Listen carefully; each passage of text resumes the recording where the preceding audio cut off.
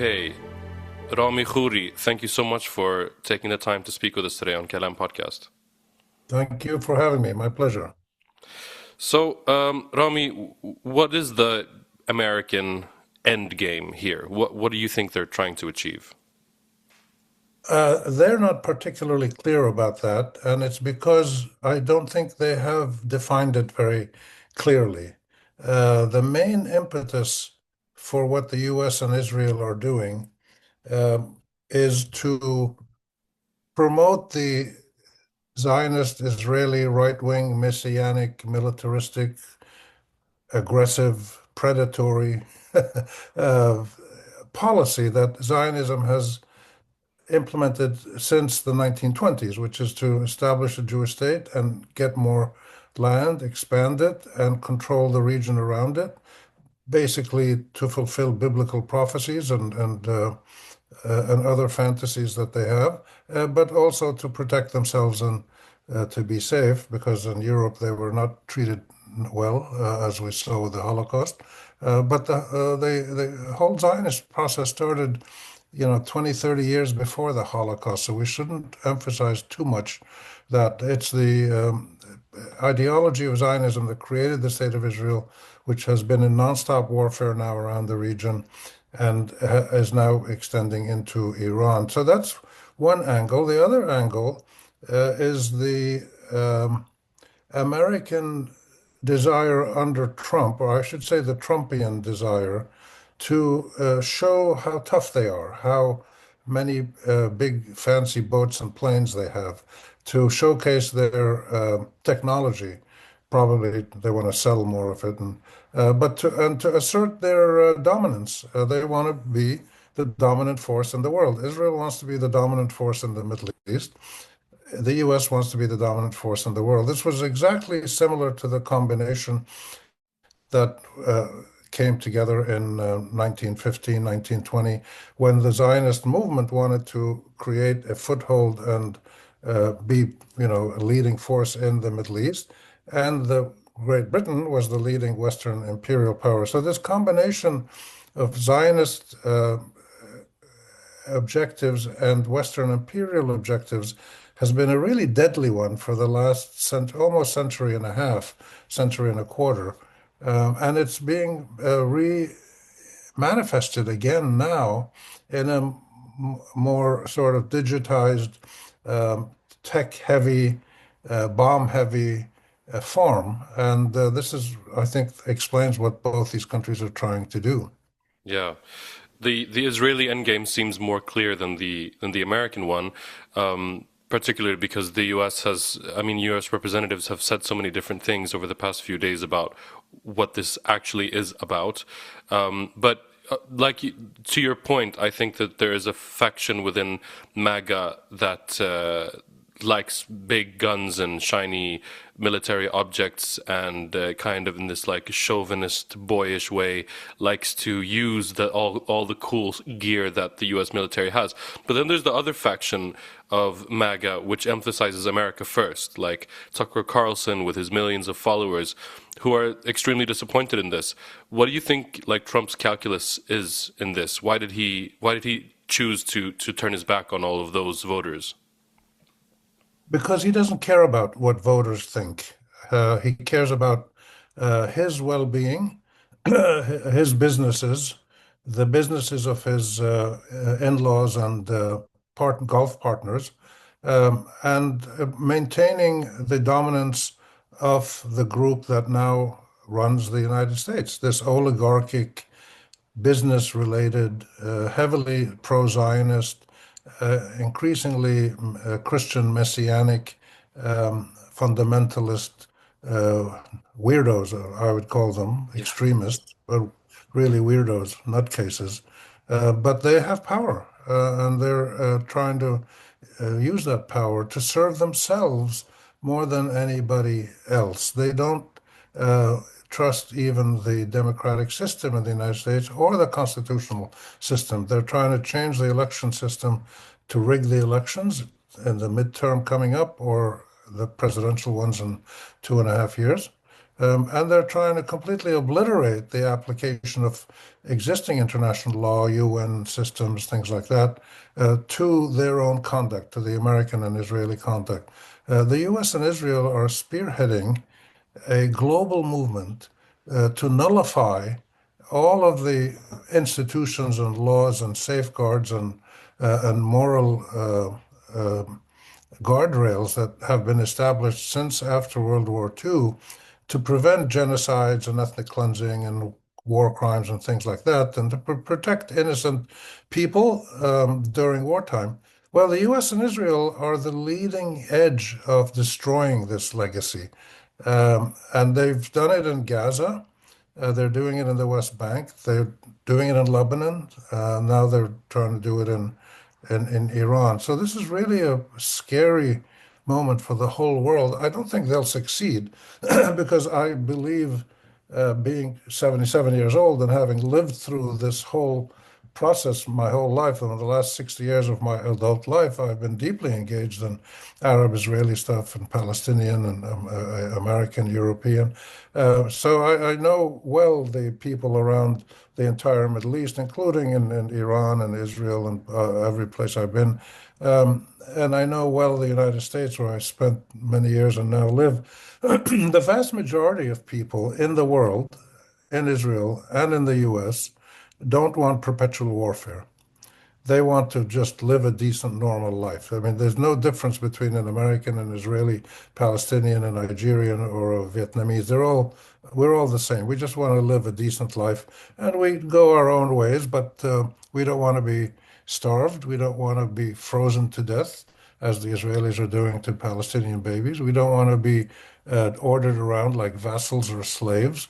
And we don't want to be occupied and subjugated, and we don't want to be erased from history. And this is what the Israelis and the Americans are trying to do. Most of the world has kind of watched this. A few people in Europe have spoken out here and there, but most of the world has not done anything. The Arab world, the political leaders of the Arab world have watched this on TV. They just haven't been able to muster any kind of will to do anything about it, even though they have immense power in theory. In practice, they haven't done anything for many different reasons. We don't have time to get into that. So I think this is the real challenge now to the whole world. How do we muster the fundamental decency of people and governments and institutions across the entire world to stop this Zionist, Israeli, American right-wing militaristic drive to shatter the legacy of law-abiding behavior by governments and individuals and political groups, and to replace it with simply the rule of the gun and the rule of the marketplace. And that's what Trump stands for. And he's trying to show it now in Iran. The problem he's facing, and the Israelis are facing, in both Lebanon and Iran, is that the more that the American Zionist Israeli machine, military machine, attacks and kills and ravages people's lives in the Arab countries and Iran and elsewhere, the more that younger people grow up wanting to resist and to stop this. And it's fascinating if you look at the public opinion polls today and you look at them 30 years ago and whatever around the region, is that there's a constant and very high level of opposition in the whole Arab world to Israel and the United States. Like 80% see them as the main threat. So the military power that Israel and the US have, even their nuclear weapons, don't really achieve the goals that they want. And they don't know how to deal with that. They really don't know what to do other than to just keep killing and occupying and sanctioning and destroying. And they're doing it now in Iran, and they're not going to be any more successful there than they have been in Palestine.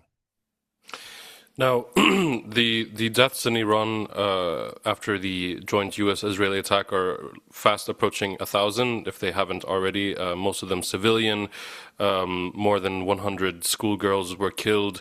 And of course, large swathes of the Iranian leadership, including the supreme leader Ayatollah Ali Khamenei, and it's obvious that the U.S. and Israel have overwhelmingly superior military power, but Iran is hitting back, and they're hitting back against several actors in the Middle East. When they do hit back against Israel, I wonder, like, I mean, most of the missiles don't hit. Most of them are intercepted by Israeli interceptor missiles and the Iron Dome system, etc. Is this like Iran keeps saying that the big response is coming? Do you think that there is something else that they can do, or are they doing what they can? Because so far I mean, they've destroyed some stuff, and we don't know the extent of the damage in Israel because the media sort of censors itself. But I think around a dozen people in Israel have been killed, which I mean, if they could, would they do more? Do you think, Iran? Uh, we don't really know what capabilities Iran has or Hezbollah still has. Only they know. And they claim that they have advanced new hypersonic missiles that can evade Israeli and American defenses. Obviously, some of their stuff, drones and missiles, get through. Most of them don't. And it's clear that they're playing this out over time to deplete the supplies of these fancy defensive weapons that the Americans and the Israelis have. And they did that last June when the Israelis were desperate. They couldn't defend themselves because they're running out of missiles to shoot down the incoming projectiles from Hezbollah and from Iran. They asked the U.S. to do a ceasefire, which they did. They're obviously the Americans, the Israelis are better prepared, but so are the Iranians, and we just don't know what they have. So far, they've been able to do what they plan to do. The most significant new development, in my view, is how the Iranians have attacked now Arab countries in the Gulf, not just American bases, American embassies. That's pretty routine, but they're attacking oil facilities. They might possibly, well, they've attacked airports, hotels. They're just basically trying to traumatize these Arab Gulf countries for many reasons, and we can debate whether that's reasonable or not. The fact is, we're not living in times where there's any reason. We're living in unreasonable times when you look at what Israel has done with its genocide and what the United States has done to support it and what they're both doing in Iran. There's no way you can weigh what's reasonable, what's unreasonable. We're living in the age of savagery and total military assault to not just defeat somebody, but to wipe out their society. What they've done in Gaza, the Israeli-American joint genocide in Gaza, was a lesson to anybody else in the Middle East, and they're going to probably do it in Lebanon now, and probably in parts of Iran. Which the lesson is that if you resist Israel and Zionism and the United States, you're going to be wiped out from the face of the earth. Your land will be totally, not just to destroy your houses and schools and shops, that land of Gaza is going to be made unlivable for any living human, animal, or plant. And this is their ultimate strategy. In desperation, this is what they do. They kill to the most acute degree possible. But that doesn't achieve their goals. They've been doing this since 1920 in Palestine and around the region, in Lebanon. They've been doing this over and over, and the Israelis keep getting stronger and more sophisticated. The Americans keep getting more involved. And all they do is generate more resistance to the point that the Iranians now, who are not Arabs, the Iranians have now become the major threat to the Israelis. And the Iranians have also had allies around the region, Hezbollah and Hamas and Ansarullah in Yemen and others. And whether these people have any power or not, we'll see. We don't know. But they have generated an intense response against what Israel and the U.S. Have done. And therefore, the question becomes, is it good for Iran and the Palestinians and the Lebanese? Is it good for them to attack hotels in Dubai and oil facilities in Kuwait and Qatar and Saudi Arabia. This is a really important moral and tactical question and political question.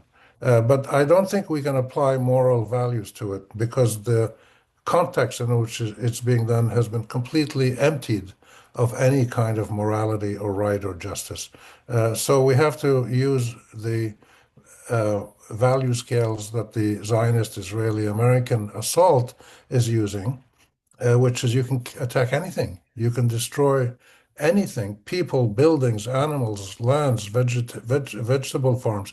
This is what is going on. And this is why I believe that what's going on, however it ends, if the Americans, Israelis run out of equipment and get tired or scared, or they call a ceasefire, the Iranians get scared, they call a ceasefire, or they're somewhere in between, or if one side completely defeats the other, it doesn't matter how it ends. The important thing is what has been unleashed in the region with the Israeli Zionist American assault, and with the response of the Iranians and others. Now we'll see what Hezbollah can do, we'll see what others might do. And public opinion, of course, across the region is heavily, heavily against Israel and the US. I think most people in the Arab world, including myself, are not happy to see Iranian attacks against Saudi oil facilities or electricity plants in Kuwait or something like that. But military targets, American diplomatic targets, any people doing espionage, those are legitimate targets in war. But so this is an ongoing discussion which has to be really quite robust, and hopefully people will analyze it in its proper entire context, and not just say, the Iranians are the worst terrorists in the world, which is what the numbskulls in the State Department and the Defense Department in the U.S. say. These are terrorists. They're vile people. And they just utter these phrases which they learned from the Israelis and the AIPAC propaganda and the election donors. But this is what it's brought us to. Now you're going to get a massive global economic setback. It'll probably be brief, maybe a 2, 3 weeks, and then people will go around buying, stocks of potato chip companies and blue jean companies, and that's what drives the global economy. So we've heard some reports that the U.S. Plans to, or already maybe is, funding and bolstering Kurdish militias in Iran. This, for anyone who's followed Middle Eastern politics, this is a terrifying thought of yet another kind of sectarian division or sectarian violence in yet another country in the Middle East. Is this something that you've heard of and are thinking about in the Iranian context? Yeah, of course. It's been clear for a long time that the Israelis, Zionists, Americans will use um, minority groups. They have Azeris, Baluchis, Kurds, and Arabs and others in Iran. Iran is a multi-ethnic country. About 60%, I think, are Persians. The others are all kinds of different things. Um, and this is something the US and Israel have tried before. The British did it as well. They try to provoke trouble inside Iran by supporting these groups, but it doesn't work. They've tried it. The Israelis have tried this in Lebanon with the Christians. They've tried it in Palestine with, getting local militias or mayors under occupation. They've tried it in Gaza with the gangs that they've supported, the criminal gangs. They keep trying this. They're trying it in Syria with the Druze and the Kurds. The Israelis keep trying to exploit the pluralistic, multi-ethnic nature of Arab and Iranian societies in a political way. And it doesn't work because the ethnic minorities don't want to be exploited and used as pawns in the hands of foreign vicious killers, which is what the Israelis, Zionists, and Americans are. Um, and so I'm not at all surprised that they've done this before. They used provocateurs to incite some of the street demonstrations in the last 3, 4 months. A lot of the demonstrations were indigenous and natural people who were really unhappy with the Iranian government. But some of this was definitely provoked. It's been well documented by people from coming from outside, including not just provoking demonstration, but attacking with drones and things. So yeah, they're going to try this, but it's a sign of desperation and it's a sign of ignorance. And it's a sign of the inability of the Zionist Israeli American machine, the political and the economic and the military machine, their inability to understand how humanity operates in the Middle East. And it operates in a manner in which individual people and their families and their groups and their communities and their neighborhoods, their religions, their ethnic groups, they operate on the basis of a deep and ancient attachment to their land, to the point where if you look across the Arab world, and Iran probably applies in Turkey and other places, I'm not as well versed there, but so many people have their family names reflect where they're from. Shirazi, Isfahani, um, um, in Palestine or Lebanon, you have the Beiruti family, the Qudsi family, the Nabulsi family. These are this attachment to your land is so powerful, and your attachment to your ethnicity, if you're a Kurd or a Druze or a Christian, as I am, a Christian Palestinian from Nazareth,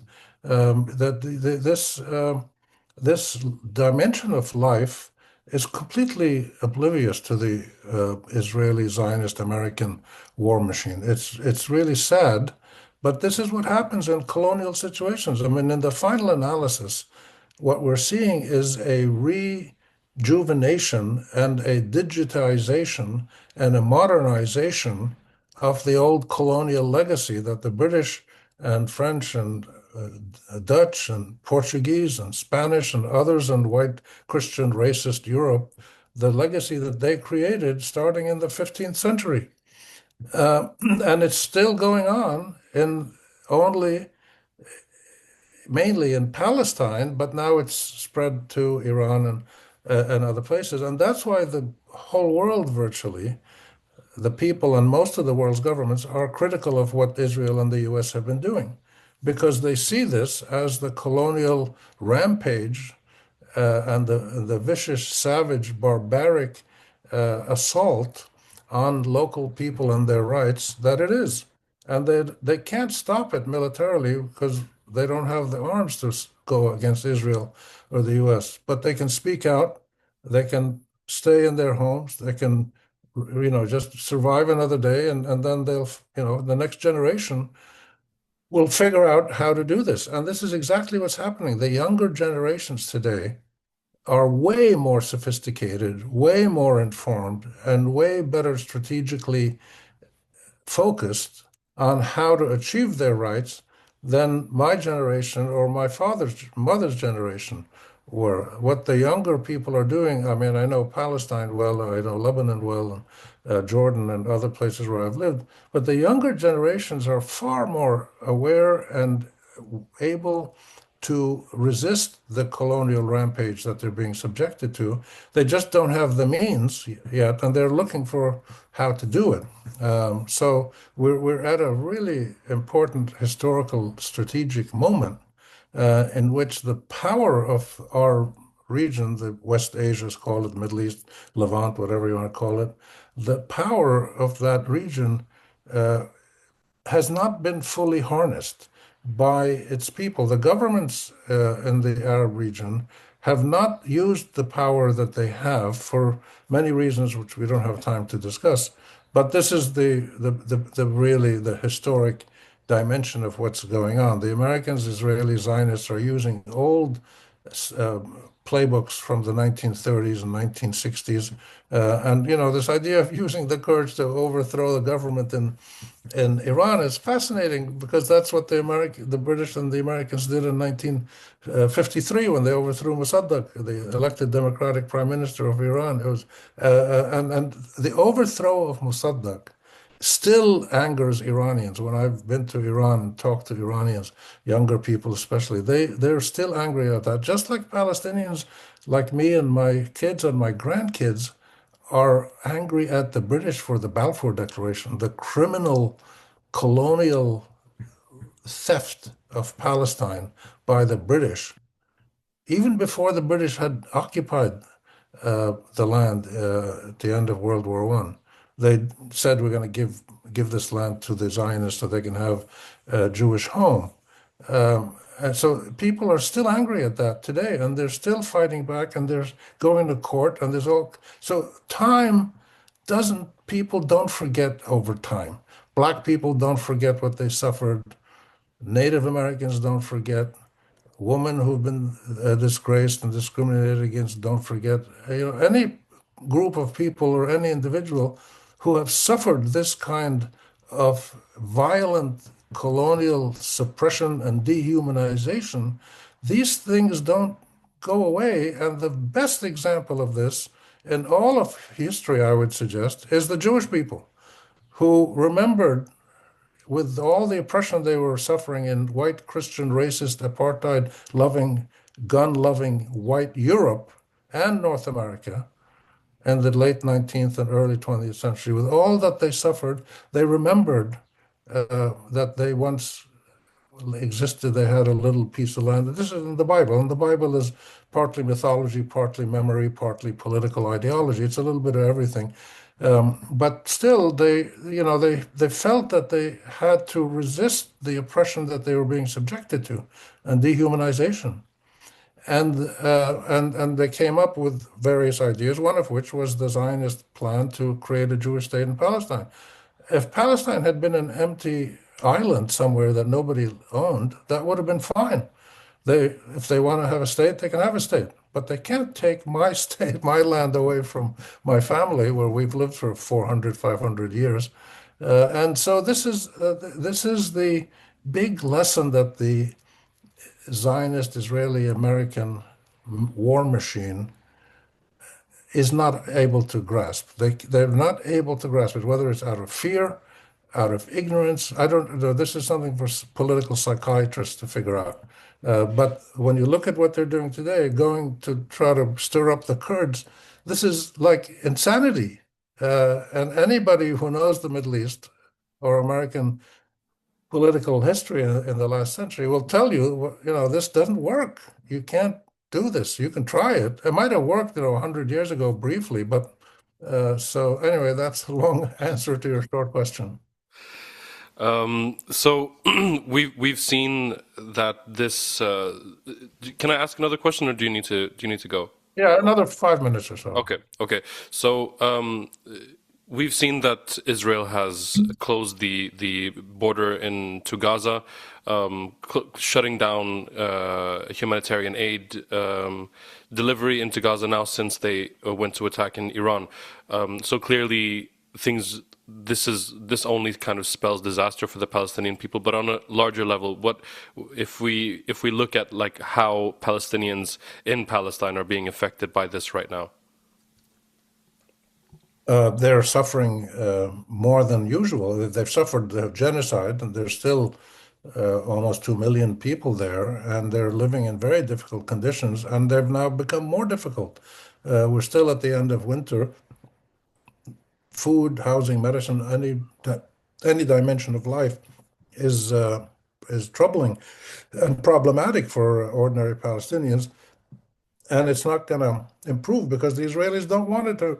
The Israelis don't want it to improve. They want to drive the Palestinians out by making life so difficult that they will just immigrate on their own. And this has been the aim since 1915, 1920, and they're still doing it. And they're able to succeed in many cases because nobody is able to stand up to them. And the significance of what's going on now with Hamas, Hezbollah, Iran, is that we're seeing the first effort by people who are critical of Israel and Zionism and the US support, the UK support with them. The first effort by people around the region to try to do something about this, to try to push back. It may or may not work, and there's a great debate to be had. Was the October 7 attack against Israel in southern Israel, was that legitimate or was it not legitimate? This is an important debate that must be had, but it can only be had if it's a complete debate. If it looks at the Palestinian history, it looks at Zionist Israeli history, then you can discuss it. The way it's discussed now in most of the Western media is that it's just, Zionist Israeli ideology and talking points repeated by puppets and parrots and paid off political people in the U.S. who get hundreds of millions of dollars of election support. So if the debate that has to be had is the discussion that has to be had, and ultimately the negotiation is about how do people with different identities, different ideologies, and different memories of trauma, like the Jewish Israeli people, like the Palestinian people, like the Iranian people, how do they coexist peacefully? And I believe there are many ways to do this. And I spent most of my last 60 years of adult life doing this, engaging with people from Israel, Jewish people, American people, Europeans, different religions, different ethnicities, searching for how do we do this. So I believe it can be done. But it's clear that the prevailing political elite in Israel and the United States and the Zionist movement that unites these two, the prevailing political elite doesn't want to do this, doesn't want to find a means to coexistence that's fair to everybody. The Israelis achieved the aims of the Zionist movement. They got a state, they've expanded it, they've made it very strong, but they're more than ever in the region and in the world. They're opposed, they're detested by many people because of their genocidal cruelty, and people are pushing back against them. So their military strength has not brought them more acceptance or submission by their foes. And doing what Israel is doing to the Palestinians now, tightening the siege on them, depriving them of the food, the medicine, the water, the stuff they need, is only going to create more backlash against Israel and the US for supporting it. And this is a problem that the Zionist Israeli American machine doesn't seem to grasp, or if they do understand it's there, they don't want to deal with it because it reveals their own criminal past, their own criminal, immoral activities. But that's how politics works. So, in the political arena, people do terrible things. If they're caught, they either go to jail or they drop out of politics and go home and become farmers or whatever. And if they're not caught, they just keep doing what they're doing. And this is what the Israeli Zionist American machine is doing now, and increasingly with British and now French, European help in this battle against Iran. But it's not just about Iran. Iran has become a target because of what happened in the Middle East in the last really 75 years, in Iran, in Palestine, in Lebanon, and other places. And that's why Iran is pushing back against all of these targets in the region. Again, that can be debated. Is it the right strategy? Is it acceptable? Is it effective? Are there better ways to send a message to the Saudis and the Kuwaitis and others? That has to be discussed openly. But we'll see. But the Israelis are telling us by increasing the siege in Palestine, they're telling us they don't care what happens to the Palestinian people. If they die, that's what they want. They want to kill all the people in Palestine. They want to destroy or expel or kill or dehumanize into submission all the Palestinians in Palestine. And they say this openly, the generals, the leaders, and so we shouldn't. There's no surprise about any of this, by the way. The Iranian response, the American-Israeli attack, all of this has been discussed and planned for years. There's no surprise about any of this. People shouldn't be surprised. The Western media plays all of this stuff up like it's a cartoon, with Popeye versus his enemy. I can't remember who's Popeye's enemy. and or Roadrunner and the cartoons where you have good guys and bad guys, and all they do is use physical military violence against each other. And this is what the Israeli-American combine does. They just want to bludgeon you with their power, assuming that in the end, the good guys, which is them in their view, are going to prevail. But the lesson of history is not that.